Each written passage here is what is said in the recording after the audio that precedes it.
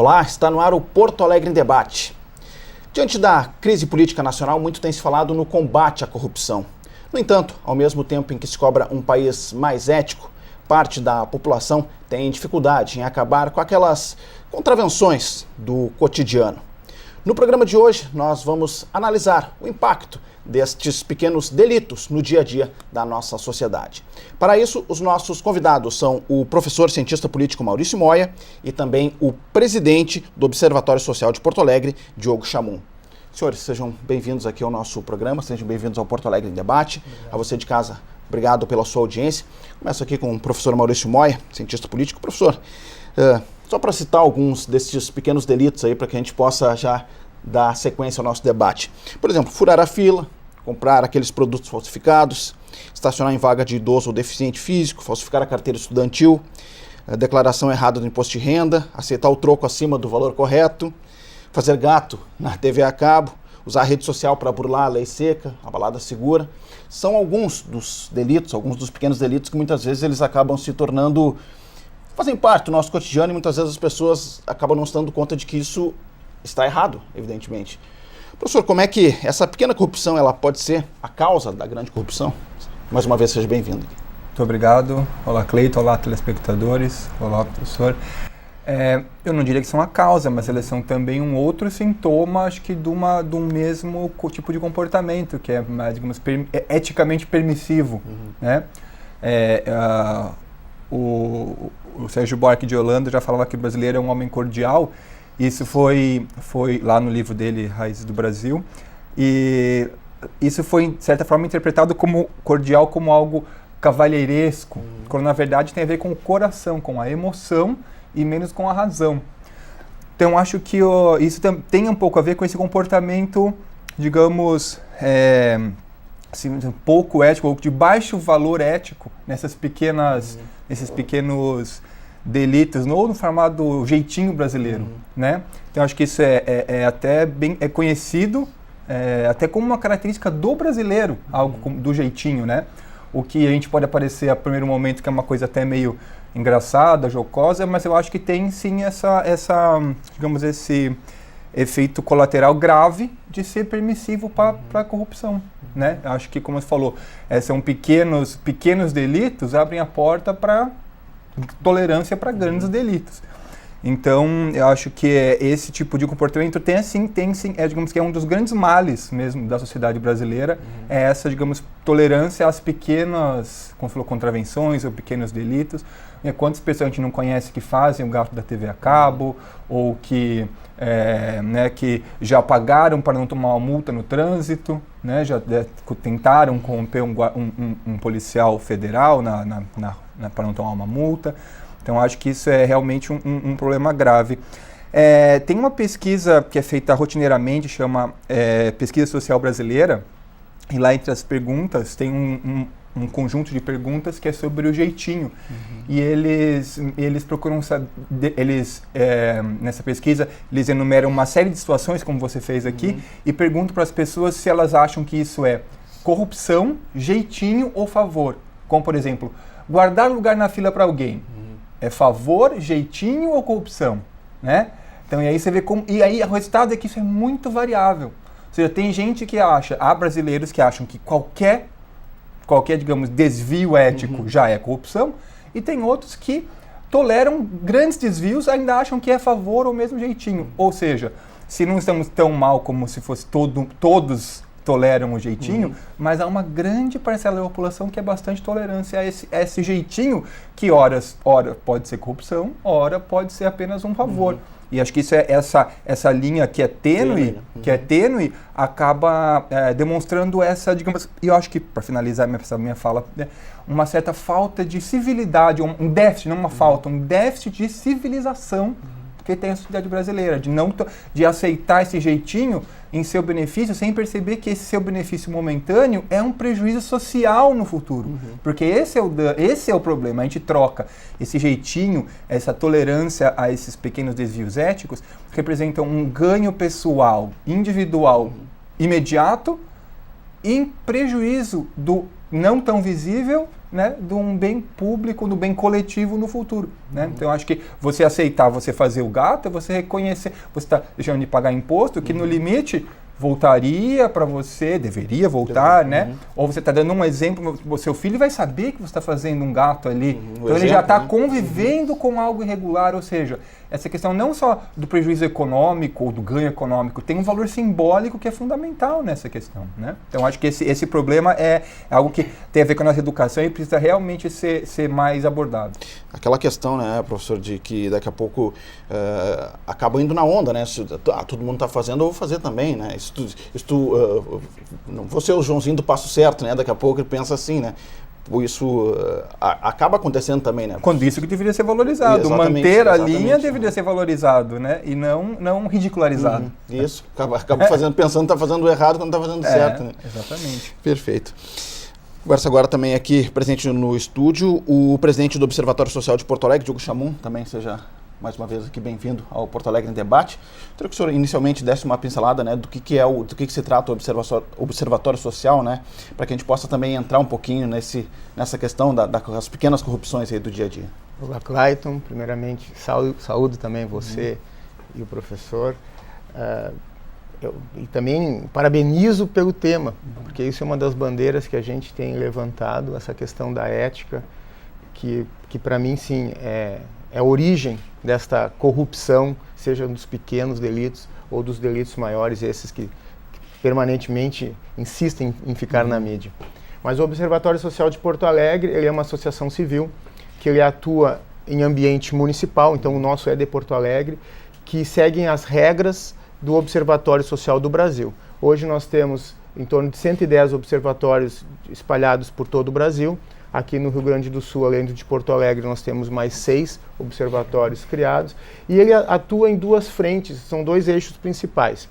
Um é a conscientização da cidadania fiscal e o outro é o acompanhamento das licitações, das compras do poder público, seja um ambiente de prefeitura, seja de secretarias ou empresas públicas. Então esses são os 2 grandes eixos do Observatório Social que trabalha, eu acho que é muito importante isso é que nos dá cada vez mais vontade de colaborar. É um trabalho voluntário, é um trabalho apartidário, é um trabalho que não visa publicidade e trabalha preventivamente. Então a gente consegue, o nosso trabalho é entregar ao poder público eventuais divergências numa compra pública que possa ser revertido antes do gasto ser efetivado com alguma distorção ou erro. Então, esse é o grande foco do Observatório Social de Porto Alegre. Você tem uma ligação até quase epidérmica com o nosso tema do momento aqui, né?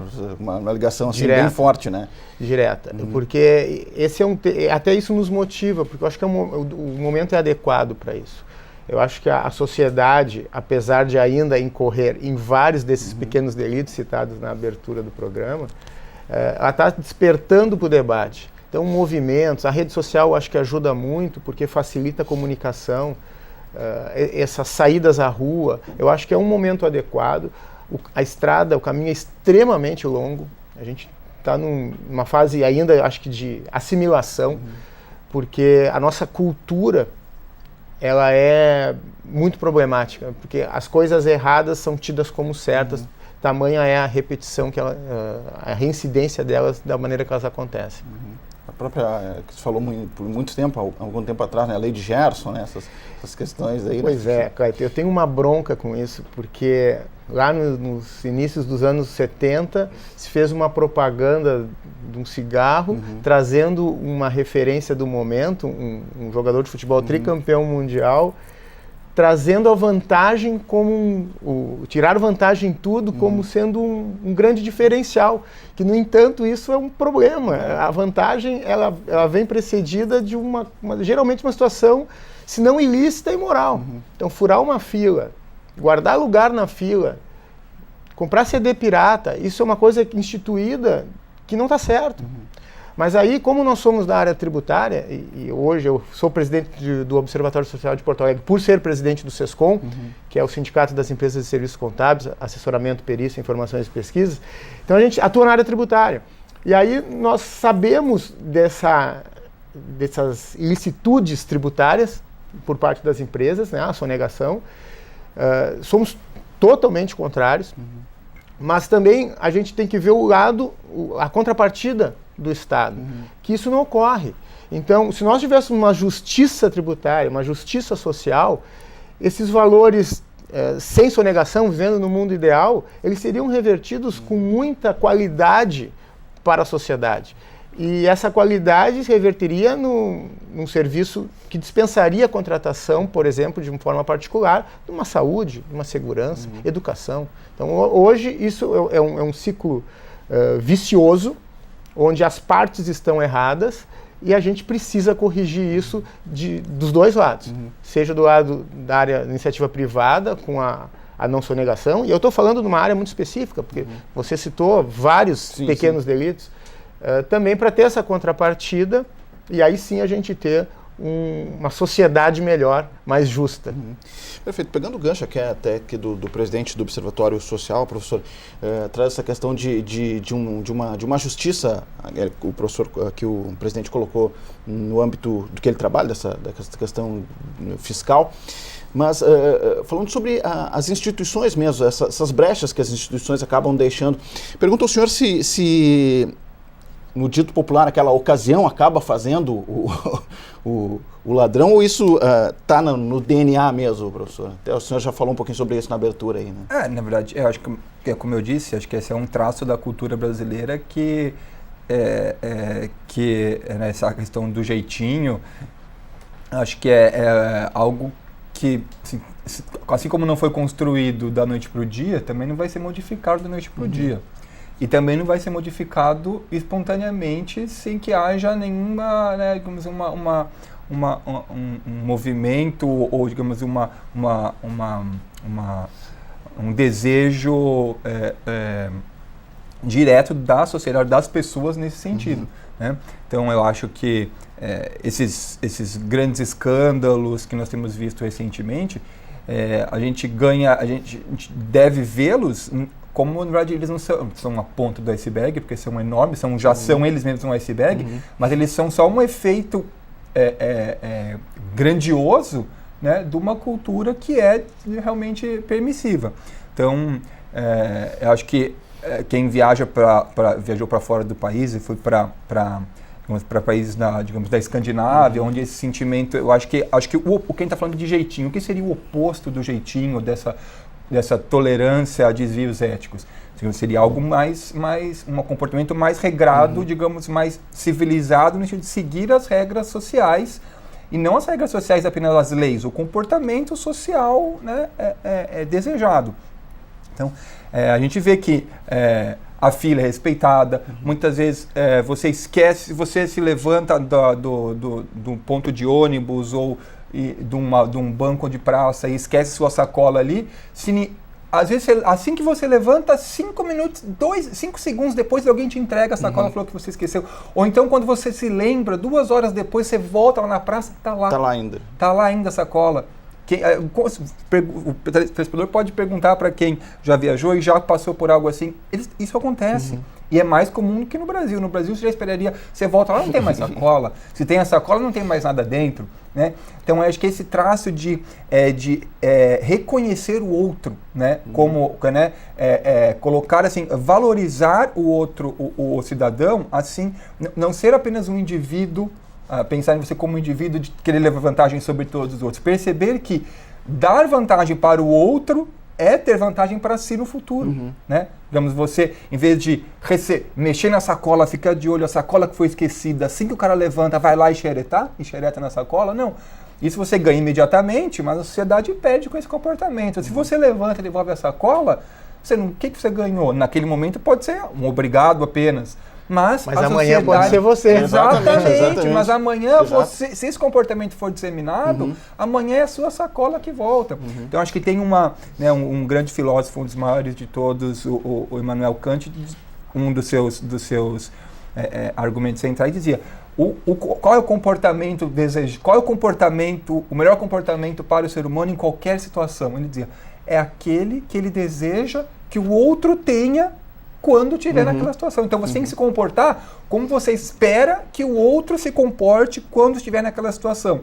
Se você esquece, se quando você vê uma sacola largada, você se apropria dela, você está esperando que alguém faça o mesmo.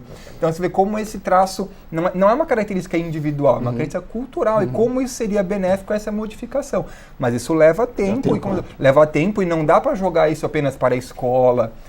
Né? Isso é uma coisa que vem de casa, da família. Óbvio que a escola, os políticos, a TV, todos têm um papel nesse tipo de mudança de comportamento. Mas eu acho que isso é o exemplo que tem que ser dado, né? E numa sociedade que está economicamente em crise, com desemprego e insegurança, isso torna mais complexo. Né? Acho que um exemplo disso também, que a gente acaba vendo quase que cotidianamente também, é quando se mostra, a partir da imprensa, que alguém achou a carteira e devolveu, quando isso deveria ser o normal, isso nem notícia deveria ser. Isso que eu ia referir, né? Isso vira questão óbvia, vira notícia. Aí o certo vira notícia. Exato. Eu faço uma alusão, aquela questão quando o cachorro morde o homem, né? Aí sim que é notícia. Então isso impacta e a gente consegue medir o tamanho dessa nossa questão ética, né, na nossa sociedade.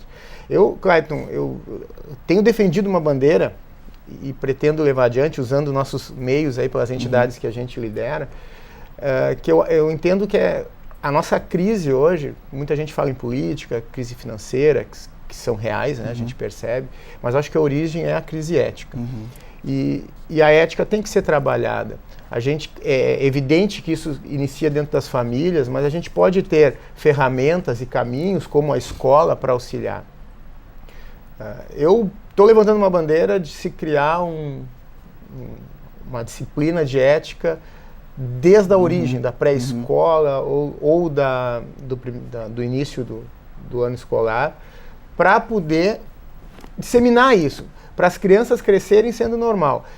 Aqui na abertura também foi falado que o cumprir as normas, às vezes as crianças, né, são discriminadas. Tem exemplos, tem com meu filho, eu tenho um filho de 13 anos, que nós estávamos num ambiente era um jogo de futebol e tinha filas. E eu teria acesso sem fila, por uma questão lá de influência. Aí eu comentei para ele, olha filho, nós até poderíamos passar direto, mas há uma regra aqui. Aí ele me disse assim, pô pai, mas só tu faz isso. Então a partir desse momento, a gente começa a refletir. Esses dias também um outro colega estava me falando uma situação muito parecida do filho dele na escola, que a professora saiu e virou uma balbúrdia e tinha uma tarefa para ser cumprida, e ele quase que isoladamente foi cumprir a tarefa. E aí cai naquela situação, ele é o diferente, ele está cumprindo as normas, ele está seguindo o correto, e ele fica discriminado porque os demais fazem de outra forma. Então eu acho que a escola é uma ferramenta fundamental para iniciar essa mudança de cultura. E a gente sabe que isso é a longo prazo. Essa ideia seria de plantar uma semente para daqui a 20, 30 ou 40 anos a gente ter uma sociedade voltada ao bem comum. Porque, como falou o professor, o meu interesse hoje ele pode ser contrário ao interesse da sociedade. E eu também acho que essa questão, na área popular, né, cada um vê o seu umbigo, cada um vê o seu interesse.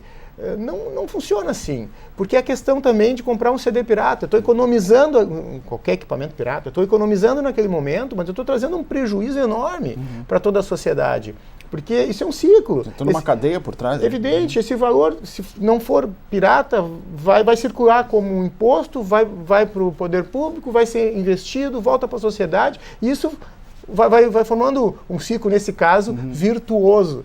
Então eu acho que a gente precisa mudar. Acho que a gente precisa, cada um de nós, cada cidadão pode dar a sua contribuição. Não adianta a gente achar que é uma mudança tão grande que não é possível. Ela é difícil, mas ela é possível. Só que a gente tem que fazer a nossa parte. Então a nossa participação em entidades de maneira voluntária, voltada a essa questão social, é uma parte. Mas não é tudo, a gente tem que fazer mais. E agora eu estou com essa ideia, com essa bandeira de tentar mexer na educação. Na base, né? Lá na base. É difícil, claro que é, mas a gente tem que tentar. E a gente, quanto mais mãos, quanto mais cabeças estiver pensando e convergindo para essa ideia, vai viabilizando de nós avançarmos.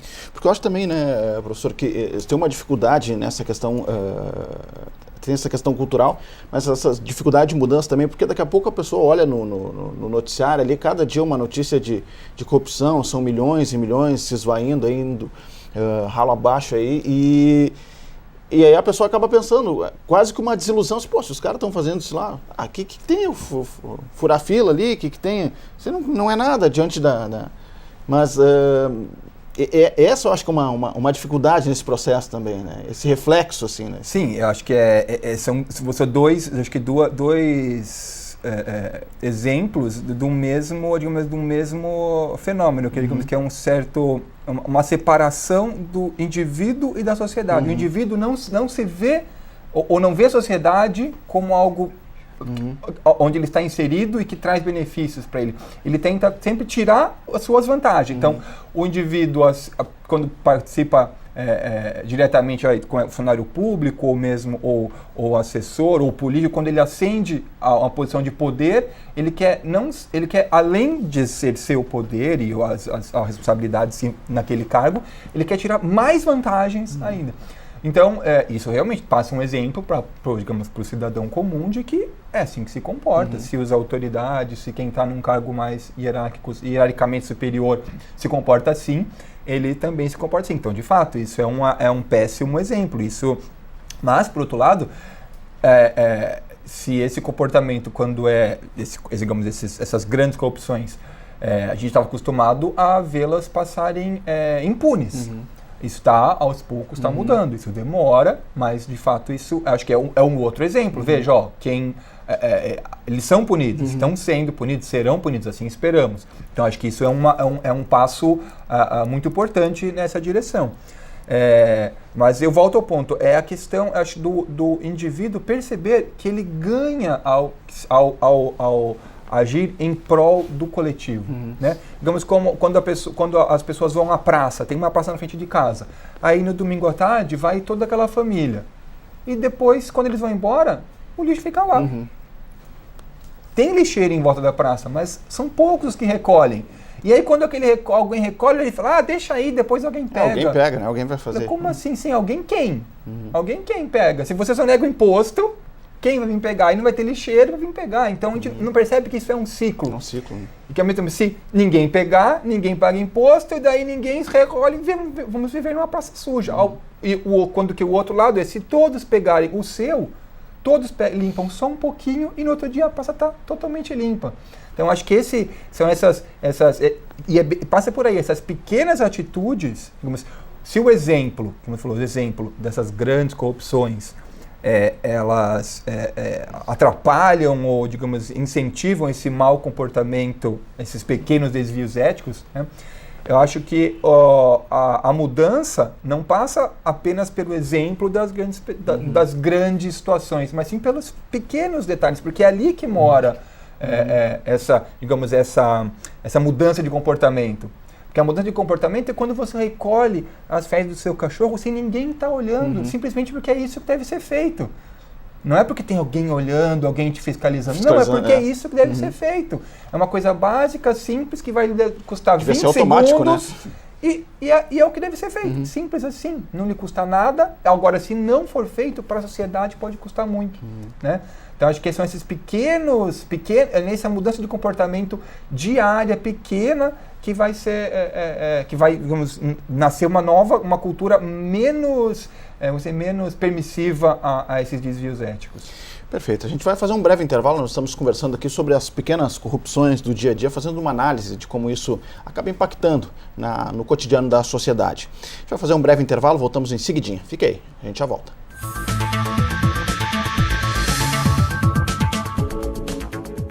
Referência no turismo fluvial, entretenimento e lazer flutuante em Porto Alegre, o Cisne Branco já faz parte da história da cidade. O percurso começa no Cais do Porto e apresenta as principais ilhas da região. Além de turístico, o passeio tem um enfoque cultural com locução para ilustrar o itinerário e contar um pouco da história da cidade. Para namorar ou simplesmente se divertir, o trajeto à noite também pode ser uma boa opção. A programação noturna oferece jantar e boate, abertos entre as 9 da noite e as 2 da madrugada. O Cisne Branco percorre o Guaíba em direção à Zona Sul. Durante a navegação, é possível ainda desfrutar da única pista de dança flutuante do estado. No itinerário para a Zona Sul da capital, o visitante pode participar de almoço no barco com duração de 2 horas. Para relaxar e aproveitar o pôr do sol do lago, a dica é o Happy Hour flutuante. Ele ocorre de terças a sextas, das 6 às 7h30 da noite. No passeio, é possível também viajar ao som de bandas ao vivo ou com peças teatrais. Aliado à diversão, o Cisne Branco tem um projeto de educação ambiental. Através do agendamento das escolas, os alunos podem fazer um passeio ecológico pela região. Com capacidade para transportar 200 passageiros e 20 tripulantes, o barco também está disponível para eventos abertos ou fechados. Os passeios devem ser marcados pelo telefone 3224-5222 ou na Avenida Mauá, número 1050, portão central do Porto da capital.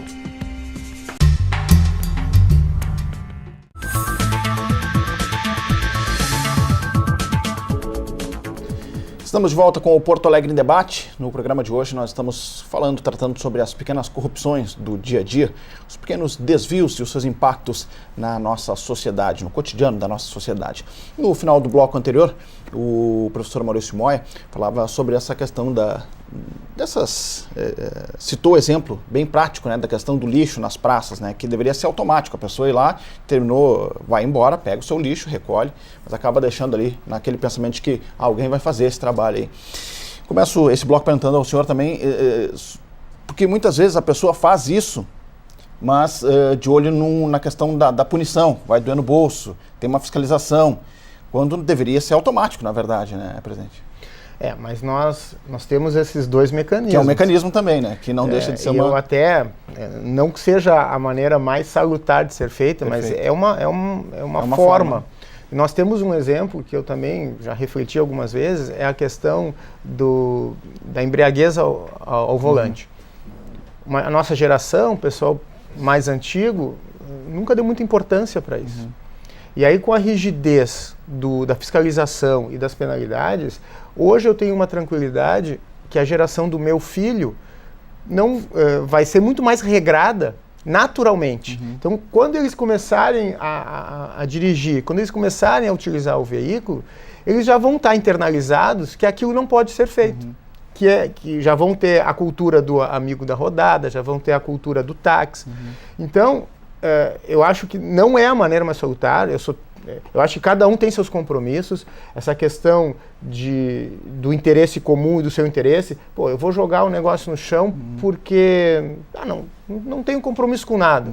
Não, aquilo ali tem que pensar que alguém tem que limpar, né? Como o professor Maurício colocou. Então, eu acho que a penalidade, a fiscalização é um mecanismo, tem que ser usado, mas a gente não pode esperar que sempre os outros façam por nós. Os outros podem ser o meu colega, meu amigo, ou os outros podem ser o poder público, porque isso tem custo. Então, eu concordo, convirjo 100% com o professor Maurício, a gente tem que fazer a nossa parte. Não podemos pensar que o outro vai fazer. Eu dou um outro exemplo muito simples. A separação do lixo, o lixo orgânico e o lixo seco. Poucas famílias fazem. Por que não se premia? Por que não se pune? Então a gente vai transformar daqui um pouco o nosso dia a dia, ou a gente transforma num Big Brother em termos de fiscalização, ou a gente transforma numa empresa com meritocracia, com metas e premiação. Mas isso não pode acontecer. Nas nossas empresas a gente faz isso. Mas no dia a dia é uma coisa inimaginável hoje. E uma coisa tão simples, de jogar um lixo na rua, de separar um lixo, a gente está falando de coisas muito, muito básicas do nosso dia a dia. Então, acredito que a gente precisa ir mudando essa cultura, isso parte de nós, parte de nós ensinarmos nossos filhos para que eles internalizem isso, mas também os mecanismos eu acho que têm que ser usados, porque sempre voltado ao bem comum e nunca a questão econômica, financeira, mas e sim da educação. O senhor lembrou, né, da balada segura, né, da questão, eu me lembro do cinto também, né, quando... Cinto agora já é automático, né? Já tá... Sim, e foi uma resistência enorme. Só que o cinto, claro, traz uma consequência. Aquela norma tem um objetivo. Só que a questão da embriaguez ela é muito mais grave porque tu envolve outras pessoas ali ao teu redor. E eu acho válido. E hoje, como eu tenho filho e daqui um pouco ele vai estar nesse meio, eu fico muito confortável de saber que isso vai estar internalizado por uma medida punitiva. Então eu acho que é válido também e tem que ser, o poder público, né, a sociedade tem que saber usar isso nos momentos adequados, que eu acho que isso traz resultado. Professor, esse 2016 também é um ano eleitoral e queria ver com o senhor, assim, numa análise, assim, diante dessas questões que o senhor já colocou, né, de que as pessoas estão vendo que os culpados estão sendo punidos, né, nesse cenário político de corrupção. O senhor acha que as pessoas já têm um pouco mais dessa noção, assim, de que vamos escolher, até buscando a questão da ficha limpa, aí, né, vamos tentar votar de acordo com, né, assim, com um cara que tem uma conduta ilibada, enfim. Acho que dentro dessa situação, desse contexto que a gente está discutindo hoje aqui. Olha, eu acho que a mídia, em geral, tem chamado muito atenção para isso. As propagandas do TSE chamam atenção para essa questão da ficha limpa, para votar em alguém que você conhece, confia, que não nunca esteve envolvido em esses escândalos. Mas eu acho que isso é muito variável. Eu acho que, assim como o Brasil é muito grande, uma grande parcela da população não tem acesso a tanta informação como nas grandes cidades. Então, eu acho que essa é uma mudança que está em curso, mas eu acho que a gente não pode esperar uma mudança da noite para o dia. Acho que essa questão do comportamento, digamos, ilibado, de uma trajetória limpa e correta, vai ser valorizada, e cada vez mais valorizada nas eleições, né, quando isso aparece. Mas eu acho que muitos políticos, digamos, ainda do estilo tradicional, mais personalista e ainda da concessão de favores, eles vão continuar se elegendo, porque ainda eles se elegem assim em outros países mais desenvolvidos, porque isso é um comportamento, né? Também não podemos esperar que a sociedade é uma sociedade perfeita, sempre vai acontecer esses desvios. Eu acho que é mais esses desvios agora estão sendo menos tolerados, né? Digamos, políticos com trajetórias nebulosas estão sendo menos votados, mas eles vão continuar se candidatando. Então, eu acho que esse tema vai ser sempre presente nas eleições e nas próximas, ainda mais agora esse ano, que as eleições vão acontecer logo depois de muitas condenações da Lava Jato. Então, acho que isso vai chamar atenção, vai ser um tema certamente que vai chamar atenção. Mas, assim como a gente já viu antes, que políticos que estavam prestes a ser cassados ou a perder o mandato, não na justiça, mas no Congresso mesmo, eles renunciaram para se candidatar na eleição seguinte e conseguiram, e foram eleitos. Então, né, a gente também não pode ser inocente e acreditar que vai mudar assim rapidamente. Mas eu tenho a esperança que isso seja, as pessoas estão mais atentas, e eu tenho a esperança que isso seja um dos fatores que levem à decisão do voto do eleitor. O senhor tem essa visão também, presidente? Sim, a questão está evoluindo nesse sentido? Eu acho que sim. Eu acho até essa questão, hoje, como a informação está muito disponível, então acaba facilitando esse debate, né, e essa reflexão. Mas eu entendo, Clayton, que a gente precisa de algumas reformas. Sei que é amplamente debatida a questão de reforma política, mas eu vejo como um dos maiores problemas, né, que a gente tem alguns, é a questão que muitas vezes a gestão do seu mandato, ela é feita para o mandato. Então, às vezes, se tomam decisões pensando numa suposta reeleição, e não pensando daqui um pouco numa decisão mais voltada à sociedade, como a gente tem referido.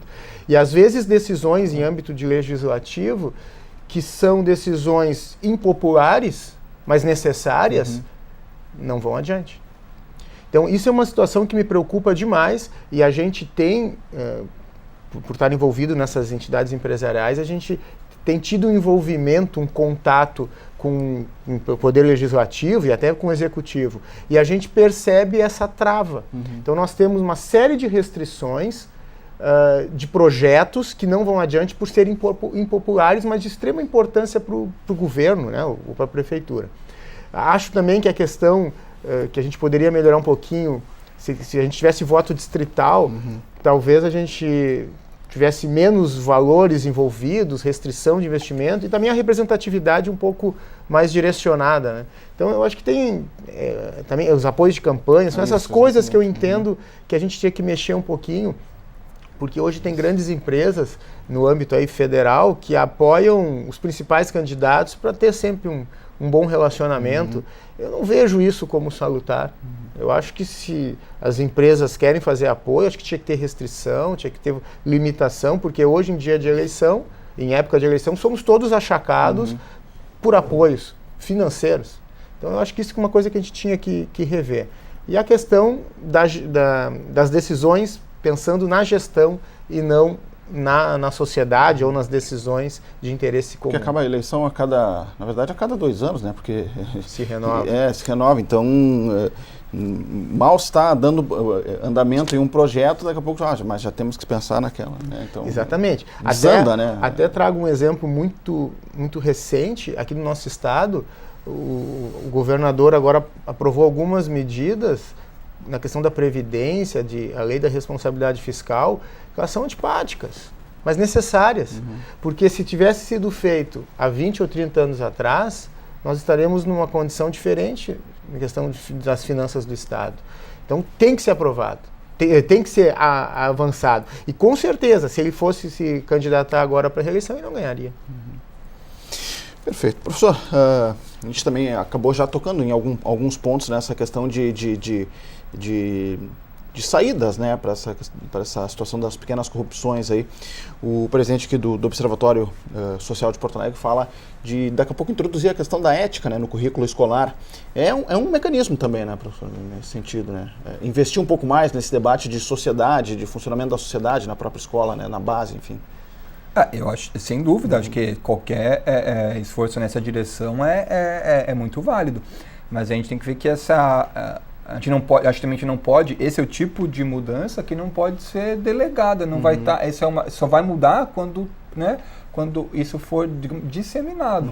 Assim como foi ótimo ter havido a regra para o uso do cinto, assim como a proibição ou o endurecimento da regra para quem dirige embriagado, mas a gente não pode esperar que vão ser as leis que vão mudar, porque a gente está falando de as leis vão mudar os comportamentos. As leis regem ou podem obrigar a mudanças comportamentais em níveis mais amplos, mas a gente tem essa falsa visão, que é verdade no Brasil, de que a lei muda o comportamento. Na verdade, a lei consolida um comportamento que já existe e é desejado. Então, não dirigir bêbado já se valorizava, só que não era, né? Aí o que aconteceu? A lei foi endurecida. Esse tipo de comportamento foi mais valorizado. Então, acho que a valorização do comportamento ético não passa necessariamente por... Óbvio que mudanças na legislação são bem-vindas, mas a mudança é comportamental. Em casa, é a relação do patrão com a empregada, da empregada com o cobrador de ônibus. São as pequenas coisas, né? Do passeador, do cachorro, recolher o lixo, da pessoa que está fumando cigarro e joga pela janela do carro. São essas pequenas coisas. Isso não vai, né? Já precisa ter uma lei para proibir, para falar que é errado jogar o lixo pela janela? Já existe, gente. Se for pego, ele pode ser multado, porque mas isso não foi isso. Essa regra já existe e não é isso que impede as pessoas de fazerem esse... Então, deve haver uma mudança comportamental. Isso é lento, mas eu acho que o Brasil é uma sociedade ainda nova. A gente compara, né, com a sociedade, né, com a europeia. São centenas de anos a mais de regras sociais não escritas, esse tipo de comportamento valorizado. E o Brasil ainda passa, nós somos jovens, parece, né? Mas nós somos uma sociedade jovem que está em mudança. E eu acho que com essa disseminação dos meios de comunicação, acho que as mudanças são perceptíveis, mas esse tipo de comportamento ainda essa mudança de comportamento ainda é demorada, é lenta, porque ela está sempre sujeita a esses retrocessos. Sempre vai ter alguém querendo desviar para se aproveitar. E se ele se aproveitar e não for punido, o outro vai ver e aí, né? Então acho que vai querer fazer igual. Então acho que é algo complexo, amplo, assim como a gente diz, está a gente pode dizer que está nas entrelinhas, é algo muito, muito sutil que permeia toda a sociedade. Então, precisa ser muito valorizado o comportamento, aceitar ficar na fila, recolher o seu próprio lixo, guardar o cigarro. Quando se inventa essa questão de jogar o cigarro, é o hábito mais comum do mundo, fumar e joga bituca. Mas quando se inventou o cigarro, 250 anos atrás, assim que se inventou o cigarro, quem que se inventou? O cinzeiro portátil. Sim, por quê? A pessoa fumava o cigarro, não tinha onde jogar, não existia o hábito de... O que as pessoas tinham? Tinha o maço, o isqueiro e um cinzeiro. Cada um tinha o seu cinzeiro. Por quê? Acabou de fumar, joga no seu cinzeiro, guarda o cinzeiro no bolso, fechava lacradinho e depois jogava fora. Isso acabou. Acabou por quê? Porque colocaram lixeiras, então pode jogar. Mas funcionou? Não. Agora a pessoa joga no chão. Na rua, no chão. Então é um hábito, né? Não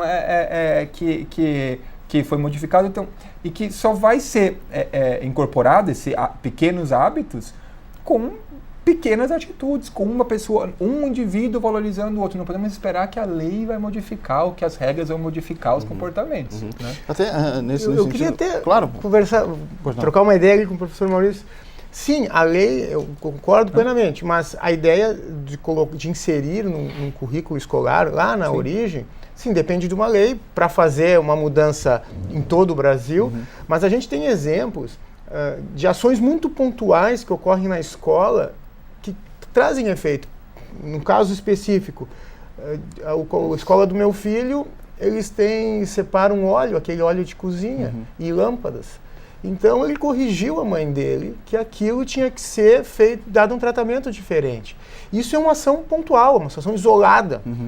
Que, na minha concepção, se a gente tivesse esse tratamento ordenado no currículo, as crianças teriam um empurrãozinho, ou teriam uma discussão, levariam uma discussão para dentro de casa, por mais que os pais não cumprissem com essas mínimas questões, mas é uma maneira de a gente começar a acelerar essa mudança.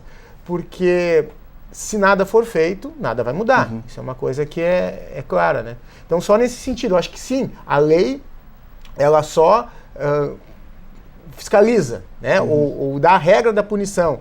Mas, eu acho que tratar com criança é uma coisa mágica, porque eles não têm vícios, eles não têm a cabeça já poluída. Então, eles pegariam aquele aprendizado e eu, inclusive, e eu entendo, e eu já vi... E eles vão policiar os pais. Reverter... no mínimo, traz debate para dentro de casa, né? Exatamente. Não, eu concordo plenamente com o que eu digo. Acho que essas ações de educação são fundamentais. Óbvio que isso passa por lei, para assim... O que eu estava me referindo apenas para os adultos, a mudança comportamental dos adultos via legislação, sim, ela é possível, é necessária, mas ela não é o principal. Sim. A mudança principal vai ser no comportamento das pessoas via regras de comportamento, não legislação oficial. Né? Eu acho que eu concordo totalmente, eu acho que essa mudança vai acontecer, a gente não vai reeducar os idosos. Podemos até tentar deter essa iniciativa, mas o foco tem que ser as novas gerações, sem dúvida. E na pior das hipóteses, daqui a 20 anos, com essa medida implementada, daqui a 20 anos, aquelas crianças vão ser os formadores de opinião, vão ser os pais, né? Então, é nesse sentido que eu imagino que seja um caminho de tentar acelerar esse processo. É o processo da caminhada, evidente, né? O processo da caminhada. E nesse sentido de mudança, assim, os senhores sentem assim, de que há interesse, daqui a pouco, das instituições de que isso mude, evidentemente, ou essa é uma questão mais da sociedade mesmo, enquanto uma análise coletiva de que é preciso realmente mudar e vai partir daí essa mudança, assim? Olha, eu acho que as instituições não têm vontade, né? Porque elas são apenas o resultado da construção que do embate político das pessoas. Então eu acho que a sociedade brasileira está mudando, a sociedade está mudando, né? A sociedade humana está mudando, está com essa integração de informação, estão transformações tremendas.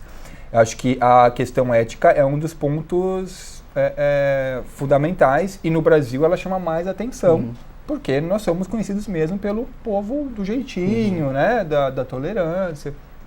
Então, eu acho que sem dúvida, há um desejo da sociedade brasileira por mais ética evidente do que havia antes, certo? O movimento do anticorrupção, então isso, sem dúvida, isso não vai ser, não vai retroceder, digamos, esse desejo só vai se ampliar, certo? Agora, o resultado desse desejo, o resultado prático desse desejo, aí realmente é difícil de avaliar. Aqui o nosso colega colocou bem as mudanças. Acho que o ponto mais eficiente seria mudar com as crianças, né? Na escola, educar as novas gerações para um comportamento mais responsável para a sociedade, não individualista e querer levar vantagem. Então eu acho que sim, há um desejo, não só no Brasil, acho que é por mais ética. Isso vai ser, não vai sumir, não vai desaparecer, mas os efeitos práticos são imprevisíveis, né? Perfeito. A gente está chegando ao final do programa. Eu queria fazer mais uma rodada aqui com os nossos convidados. Mais uma questão assim em função do tempo.